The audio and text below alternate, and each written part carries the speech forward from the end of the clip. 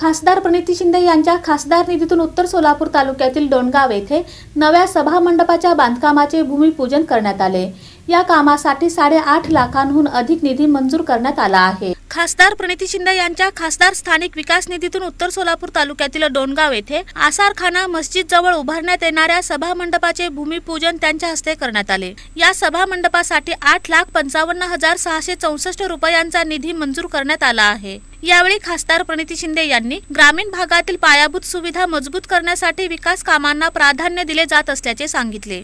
तसेच मतदार यादीत SIR मोहिमेत प्रत्येक पात्र मतदाराचे नाव यादीत राहील, यासाठी काँग्रेस कार्यकर्त्यांनी सक्रिय सहभाग घेऊन नागरिकांना मार्गदर्शन करावे असे आवाहन त्यांनी केले। या कार्यक्रमाला तालुका अध्यक्ष भारत जाधव, सरपंच बाबा आमले, उपसरपंच रमेश पाटील, काशीनाथ कांबळे, मनोज येलगुलवार, सचिन गुंड, वजीर शेख, आदम शेख, राजाराम कोलते, बनसी मेटे, आप्पासाहेब आयवळे यांच्यासह महाविकास आघाडीचे पदाधिकारी व ग्रामस्थ मोठ्या संख्येने उपस्थित होते।